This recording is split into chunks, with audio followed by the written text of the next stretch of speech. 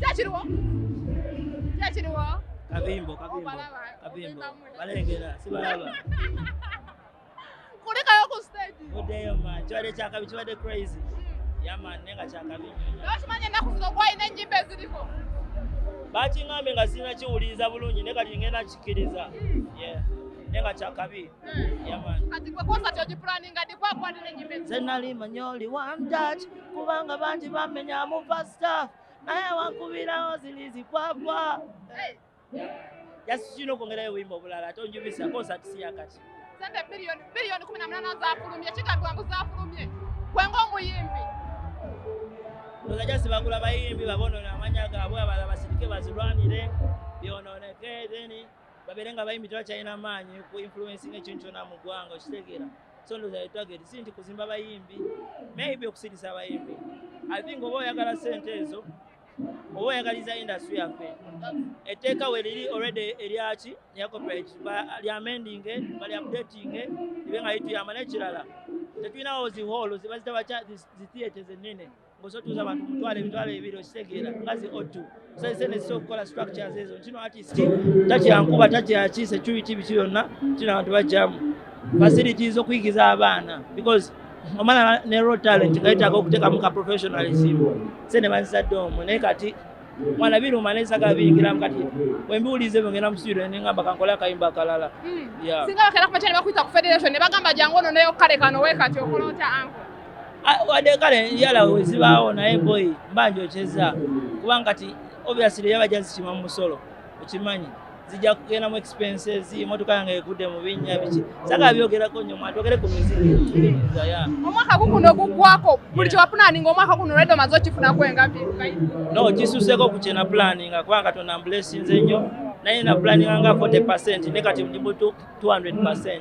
So ndi grateful eri Katonda n'abawagizi bonna ne medias ne ba TikToker na buli omu ne team yange nti like tulinye step eyakabi ennyo katulina amaaso gaabwe katulina osiga nga tubawa music wakabi. Kiki wa planning omwaka guno kyotannatuukiriza kyoli mu kumalizayo muzina ennaku esigadde? Na planninga kumalako omwaka sinakituukiriza. Gwe wakituukiriza? Ekyo just nothing. I'm just happy. Nyimba ki ezikunyumidde gwe ng'omuyimbi guno omwaka 5 zokka? 5 ez'Abannayuganda bokka. Bannayuganda bokka. Waliwo akayimba ka Cindy Bokosi, waliwo akayimba ka Kabaka Kapya tugenda ku mbaga, waliwo akayimba ka Milky Wine, ono omwana ne Pinky, waliwo akayimba ka Cindy n'abalala bangi Irene Kayemba bayimbi bangi nnyo bonna bayimbi babairota bayimbi bulungi bonna. Yeah man, Big Fameka Neshiba bayimba bulungi Spice Diana just buli omu performance just omwaka ogujja tulina okukwatagana tukyongerayo.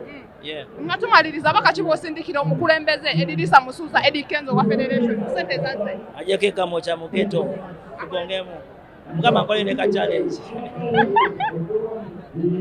Anko gyebaleko ssebo kale mukwano naye gyebale okikubye ngamba ekikumba King saa biki tuze kuwagira mwana kale manyi kati kuwayingidde dda mu dduuku Viva Power nze nyambalako nyuma nakuwagira muganda wange Kingi kiri kityangu osirisa nnyo anko mbeerayo nga mbafumbira nzija fact nzija guno omwezi gwennyini ngenda bayingiza 2024 new music yafulumye baluyita ki ekiriwo naye nga leero njagala kuvimbisa saala kuba lunaku lulwe mwana kale manyi ogenda tuyingiza omwaka ng'otaddemu kosa tyawese emalawo ate tujja kujja wakati awo mu mwaka ogujja sente za federation kigambibwa zaafulumye bilioni 18 gwengaliyo sikimanyiko ekyo sikimanyiko naye genda noonya omwogezi wa federation akinyonyole sinza kunyonyola kyesitamanyi bulungi waliwo ebyayitinga ne babekakawo naddala ku proxy ez'enjawulo nga kigambibwa ng'okyankala ne bayimbi bannabamu mu federation era wavuddeyo nze federation mwendi nkyali member sina tabu bano abantu abamu naddala abalya na batakkiriza mu federation mugenda kukola mukyamwe ng'abayimbi okola nga bakkiriza mubeere ekintu kimu nga mugamba unity byonna ebintu byonna bya time bikwase time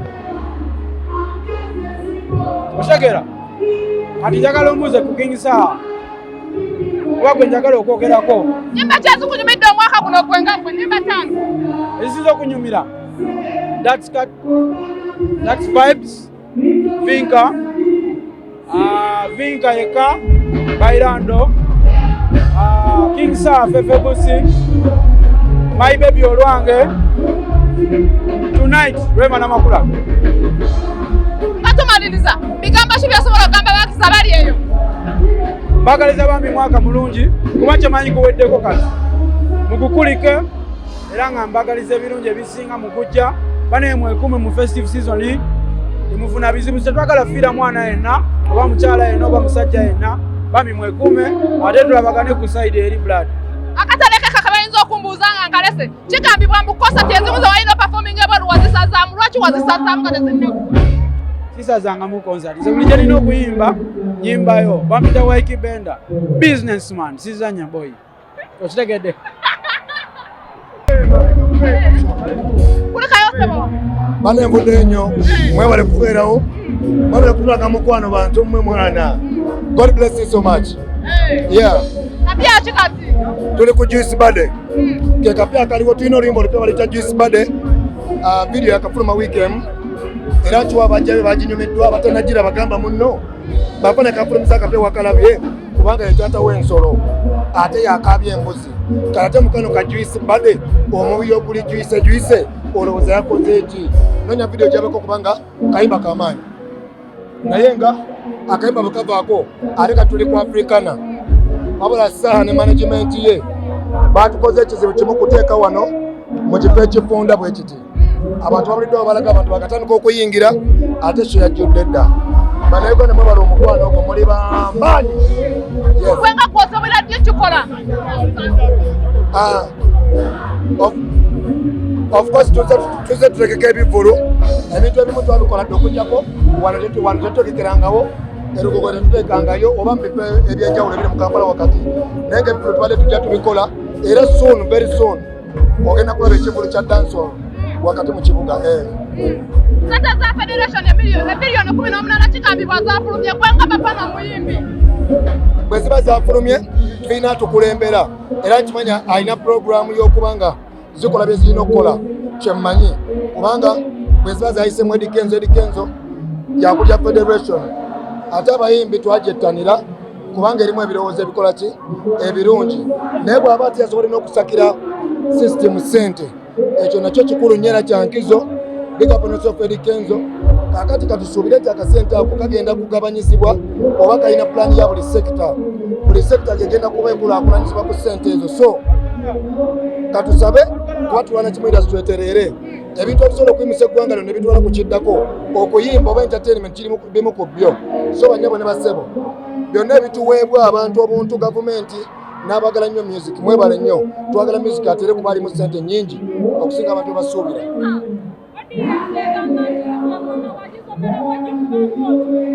Monange kati ebyo ebitone byagamba nti bannayuganda tuli talented ne boneta Wizkid ne boneta Mbana Boy tagenda zikubanga bwe tuzikuba era support yamwe gye tuwagala talent zaffe zifeeyo bano bannabegalika abagala okulya ennyingi waba mama